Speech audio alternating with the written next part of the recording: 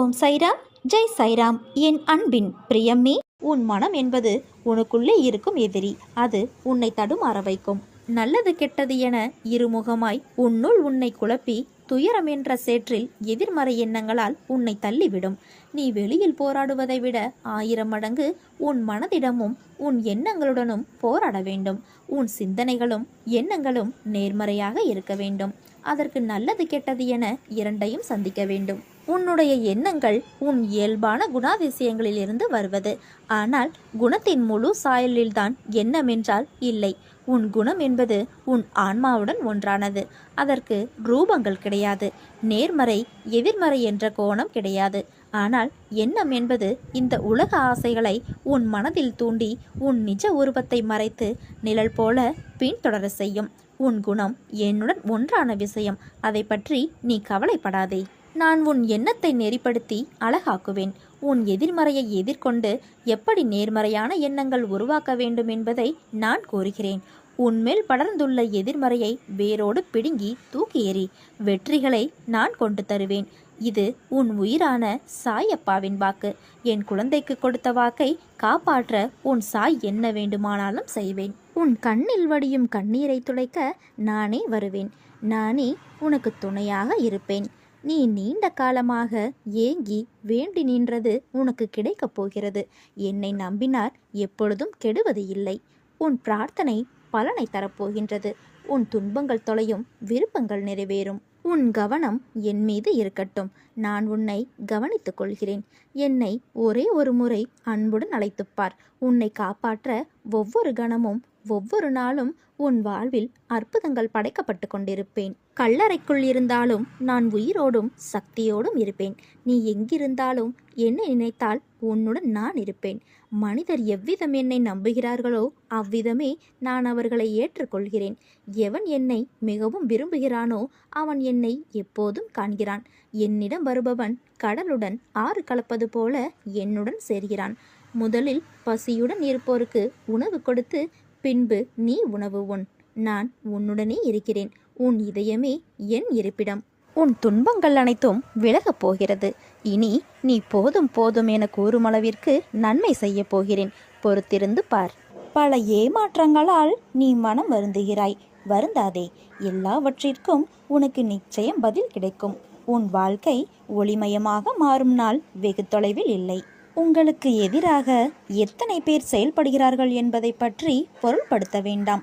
மனதை குழப்பும் பிரச்சனைகள் விரைவில் சரியாகிவிடும் என்று மனதில் சொல்லிவிட்டு வேலையை பாருங்கள். விரைவில் அதிசயம் நடக்கும். ஏற்பட போகும் அதிசயங்களுக்கு நன்றி என்று ஆழமாக சொல்லிக்கொண்டே இருந்தால் போதும். அது எப்படி சரியாகும் வழிகளை பற்றியெல்லாம் நீங்கள் ஆராய வேண்டாம். நமக்கு ஒரு சில வழிகள் தான் தெரியும். ஆனால் பிரபஞ்சத்திற்கு 1000 வழிகள் இருக்கும். அது அனைத்தையும் சரி செய்துவிடும். உங்கள் வார்த்தைகள் மற்றும் எண்ணங்கள் பிரபஞ்சத்திற்கு கட்டளைகளாக அனுப்பப்பட்டு விரைவில் சரி செய்யப்படும். உங்களை சுற்றி எதிராக நடப்பவை பற்றி கவலைப்பட வேண்டாம். பயமும் குழப்பமும் வரும்பொழுது பதட்டமில்லாமல் அமைதியாக இருக்க கற்றுக்கொள்ளுங்கள். நான் மிகுந்த நம்பிக்கையாக இருக்கிறேன். விரைவில் அதிசயம் நடக்கும். ஏற்பட போகும் எல்லா அதிசயங்களுக்கும் நன்றி என்று கூறிக்கொள்ளுங்கள். உங்கள் வார்த்தைகள், நம்பிக்கையான உணர்வுகள், சந்தோஷமான எண்ணங்கள் போதும். அனைத்தையும் சரி செய்து விடலாம். உங்களின் நேர்மறையான சக்தி இந்த பிரபஞ்சத்தை காட்டிலும் சக்தி வாய்ந்தது என்பதை நீ உணர்ந்து கொள்ள வேண்டும். வாழ்க்கையே போராட்டங்கள் நிறைந்ததா இருக்கிறது. எல்லா கஷ்டங்களும் வருகிறது போல தோன்றுகிறதா? நிச்சயம் நீ வாழ்க்கையில் ஜெயிக்க பிறந்த குழந்தை. வாழ்க்கையில் சந்தோஷங்கள் கஷ்டங்கள் வருவது இயல்புதான். அதை தாண்டி மன வலிமையை சோதிப்பது போன்ற நிகழ்வுகள் நடக்கிறது என்றால் நீ சரியான பாதையில்தான் பயணிக்கிறாய் என்று அர்த்தம்.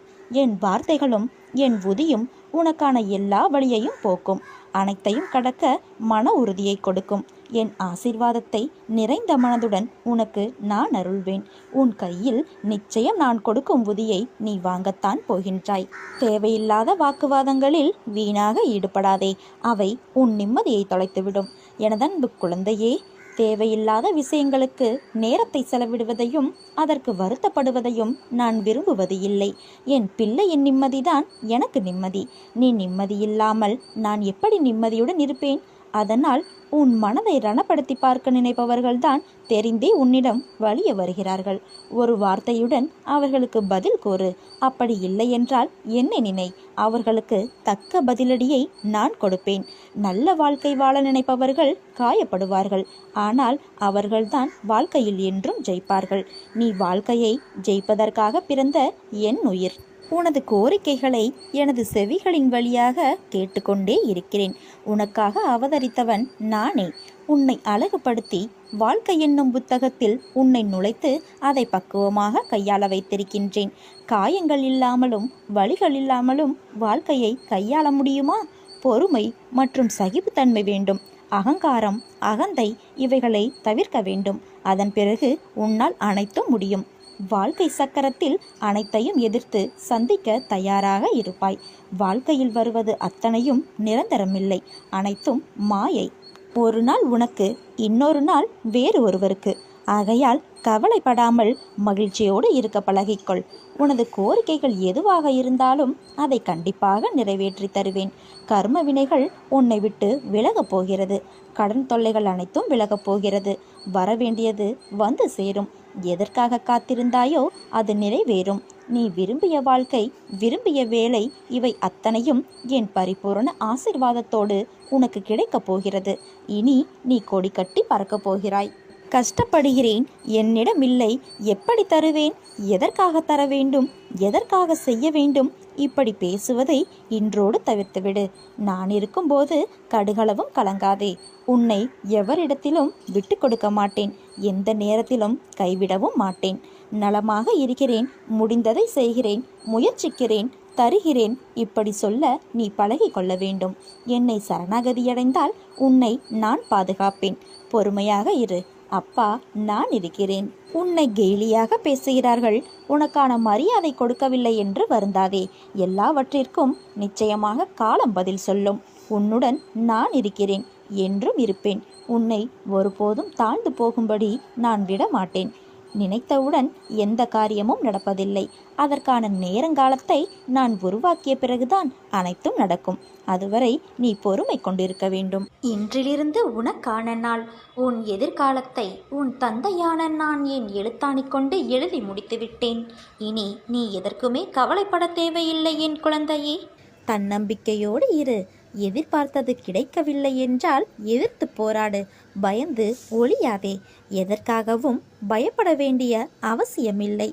ஆசை, இன்பம், துன்பம், துயரம் இதற்கெல்லாம் முடிவு இல்லை. இதையெல்லாம் தாண்டி வந்தால்தான் நீ தேடி வந்த அற்புதமான சுகங்கள் உனக்கு கிடைக்கும். இன்று என்னை நீ முழுவதுமாக புரிந்து கொள்வாய். விரும்பிய வாழ்க்கையை நீ புரிந்து கொண்டு பிறகு ஏற்றுக்கொண்டு அனைத்தையும் சகித்து கொண்டு கடந்து வந்து கொண்டிருக்கிறாய். இனி கவலை எதற்காக?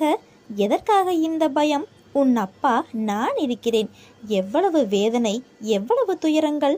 இதிலிருந்து நீ மீண்டு வந்திருக்கின்றாய். உன்னை கைவிடுவேனா? இனி நடக்கப் போவதை பார்த்து வியக்கப் போகிறாய். தைரியமாக இரு. நீ வாழ்க்கையில் இனி ஜெயிக்கப் போகிறாய். உன்னை தேடி நான் வந்து கொண்டு இருக்கிறேன். நீ என்னை வரவேற்க தயாராக இரு. உன்னை மகிழ்விக்கவே நான் வருகிறேன். உனது கர்ம பலன்களை விளக்கி உன்னை அனைவரும் வியக்கும் வண்ணம் வாழ்க்கையில் உயர்ந்த நிலைக்கு கொண்டு செல்லப் போகிறேன். எதற்கும் எதற்காகவும் நீ கலங்கக்கூடாது. உன்னை தேடி நான் வரப்போகிறேன். அதுவரை பொறுமையாக இரு. நம்பிக்கையோடும் இரு. உன் நம்பிக்கைதான் உன் வாழ்க்கை. அப்பா நான் இருக்கிறேன் உன்னோடு என்றும் நிழலாக. என்னை நம்பி வந்த உன்னை கைவிட மாட்டேன். நீ நினைத்ததை நான் நடத்தி காட்டுவேன். உன் நம்பிக்கை என்றும் வீண் போகாது. வாழ்க்கையில் நீ பேசும் செய்யும் காரியங்களை கவனமாக செய்ய வேண்டும். நீ ஒன்று நினைத்திருப்பாய், ஆனால் அதை புரிந்தவர்கள் அதே கோணத்தில் அதே போலத்தான் புரிந்து கொண்டு இருப்பார்கள் என்பது இல்லை. என்றைக்கும் பேசுவதற்கு முன்னர் கவனமாக யோசித்து பேசு. அந்த வார்த்தைகளின் கணக்கு உன் வாழ்க்கையின் கணக்கில் இரண்டாய் ஏற்படும் சூழல் உருவாகும். உன் சொற்களுக்கு நீதான் பொறுப்பு. ஒரு முறை கூறிவிட்டால் அதை மாற்ற முடியாது. அதனால் பேசும்போது கவனமாக பேசு. உன்னை சுற்றி 1000 துர்நாற்றங்கள் வீசலாம், ஆனால் அதை சகித்து போக சொல்லவில்லை. அதை எதிர்த்து உன்னால் மூச்சை நேராக சுவாசிக்க முடியும். வாழ்க்கையில்தான் லட்சியங்களும் பாதைகளும் தவிர லட்சியங்கள் பாதைகள் வாழ்க்கையாகாது. வாழ்வதற்கான தேடல்தான் இந்த குறிக்கோள் ஓட்டமெல்லாம். இதைத்தான் வாழ்க்கை என்று என் பிள்ளைகளான நீங்கள் எண்ணுகிறீர்கள். ஆத்மாவை காயப்படுத்தும் எந்த உரிமையும் மற்றொரு ஆத்மாவுக்கு இவ்வுலகில் கொடுக்கப்படவில்லை. அப்படி இருக்கையில் உன் ஆத்மாவை காயப்படுத்துவதற்கு காரணமான அனைத்தையும் நான் எப்படி பந்தாடுகிறேன் என்று பார். இனிமேலாவது எல்லாவற்றையும் நிதானமாக யோசித்து முடிவு செய். பிறப்பதற்கு உன் அனுமதியை கேட்டு நான் உன்னை பிறக்க செய்யவில்லை. இறப்பு என்பதும் அப்படித்தான். நீயாக எதையும் எந்த முடிவுக்கும் வராதே. தாமதமானாலும் காலம் நியதியை கொடுக்கும். அன்று உன்னை தாழ்வு பெற செய்தவர்கள் உன் உயர்நிலையை நிமிர்ந்து பார்க்க கூட முடியாத நிலையில் இருப்பார்கள். எல்லாம் நன்மைக்கே. விரைவில் புதிய அத்தியாயம் உன் வாழ்வில் நடைபெறும். காத்து கொண்டு இரு. உனக்கு பிடித்த ஒன்றை நான் தரப்போகின்றேன். உனக்கான வாழ்வில் முடியும் முடியும் என்று சொல்லிக்கொண்டு போராடு. நிச்சயம் நீ ஜெயிப்பாய். எல்லாம் நல்லபடியாய் சூழ்ந்து மங்களம் உன் வாழ்வில் அரங்கேறப் போகிறது. நிச்சயமாக நிம்மதியான வாழ்வை பெறுவாய். உன் மிகப்பெரிய விருப்பம் நிறைவேற உள்ளது. நீ எங்கிருந்தாலும் நான் எப்போதும் உன்னுடனே இருப்பேன். உங்கள் செயல்களில் உங்களை விட நானே முன்னால் நிற்பேன். நீங்கள் விழிப்புணர்வு இன்றி இருந்தாலும் நான் மிகவும் விழிப்புடன் உங்களை முன்னின்று நடத்தி வைக்கின்றேன். காலமறிந்து செயல்படு. வெற்றி என்பது உன் பலத்தில் அல்ல, நீ செயல்படும் விதத்தில்தான் உள்ளது. என் துணை உன்னோடு என்றும் இருக்கும். நீ துணிந்து செயல்படு. உன் வாழ்க்கை புதுப்பிக்கப்படும் நேரம் வந்துவிட்டது. நீ என்னிடம் எதிர்பார்த்த எல்லா காரியங்களையும் நான் உனக்கு முடித்து கொடுப்பேன். உன் விதிக்கு உட்பட்டு உன்னை தொட்டு பார்க்கும் துன்பங்கள் அனைத்தும் என் கண்பட்டு காணாமல் போகும். நீ விரும்பிய வாழ்க்கையை கொடுத்து வளமோடு வாழ வைப்பேன். இது உன் சாயப்பாவின் சத்திய வாக்கு. என் அருள் பார்வை உன்னை எப்பொழுதும் வழிநடத்தும். என் முழு ஆசையையும் உனக்கு தருகின்றேன். நீ ஜெயமாக நல்ல ஆரோக்கியத்துடன் செல்வ செழிப்புடன் மகிழ்ச்சியான நோய் நொடி இல்லாத வாழ்க்கையை வாழப்போகின்றாய். நிதானம் நிம்மதியை தரும். காதல் வந்துவிட்டால் கழுதையும் நடனமாடும். காசு வந்துவிட்டால் காக்கையும் கானம் பாடும். போதைகள் அதிகமானால் பாதை மாறிப்போகும். ஆசைக்கு அடிமையானால் அவதிகள் அதிகமாகும். வயதில் வளையாவிட்டால் வாழ்க்கைதான் வீணாய் போகும். வார்த்தையில் வழிகள் தந்தால் வரவுகள் வறுமையாய் போகும். பணமே பெரிதானால் பாசம் குறைந்து போகும். புகழுக்குள் புகுந்துவிட்டால் புன்னகை மறைந்து போகும். நிதானம் நிலை குலைந்தால் நிம்மதி தொலைந்து போகும். சிந்திக்க மறந்துவிட்டால் சிந்தனை சிதைந்து போகும். நன்றியை மறந்துவிட்டால் நன்மைகள் கரைந்து போகும். நாவடக்க மறந்துவிட்டால் நாகரிகம் பறந்து போகும். சிரிக்க சிரமப்பட்டால் சிறுமையும் சிரித்து போகும். சிக்கனம் மறந்துவிட்டால் சீக்கிரம் செலவாய் போகும்.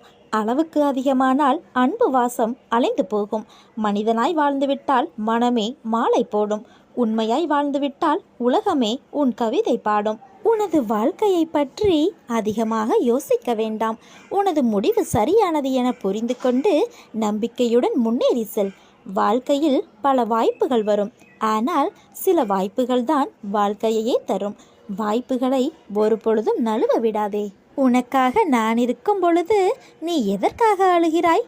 என் கண்மணியே, உனக்கு நன்மைகளை வாடிக்கையாகவே நான் செய்து தரும் பொழுது துன்பத்தை நினைத்து நீ புலம்புவது வேடிக்கையாக அல்லவா தெரிகிறது? இமைப்பொழுது உன்னை நான் கைவிட்டேன். நீ பெரும் துன்பத்தில் சிக்கிக் கொண்டாய். இனி ஒரு பொழுதும் உன்னை விட்டு விலக மாட்டேன். இன்று முதல் உனக்கு சோதனை விலகியது என்பதை உணர்ந்து ஆறுதல் கொள். இழந்தது இழந்ததாகவே இருக்கட்டும். நான் இனி தரும் ஆசீர்வாதங்களை எண்ணிப்பார். உனக்கு சொத்து சுகங்கள் மிக வேகமாக வளரும். மக்களும் உறவுகளும் அதிகமாவார்கள். உன்னை நம்பி உன் உதவிக்காக காத்திருப்பவர்களின் எண்ணிக்கையும் அதிகமாகும். நீ நினைத்ததெல்லாம் நடக்கும். தொட்டது எல்லாம் துலங்கும். ஏனெனில் உன்னை கைப்பிடித்து நடத்தி கொண்டு போகிறவர் உன் தந்தையாகிய இந்த சாயி அல்லவா? அவரால் உன்னை மறந்திருக்க முடியுமா? அல்லது மறந்துவிடத்தான் முடியுமா? பொறுமை மிகவும் கசப்பாகத்தான் இருக்கும், ஆனால் அதன் பயனோ மிகவும் இனிமையாக இருக்கும். நீ என் மேல் மாறாத நம்பிக்கையும் நீடித்த பொறுமையும் கொண்டிரு. உன் வாழ்வில் அனைத்தும் ஜெயமாகும்.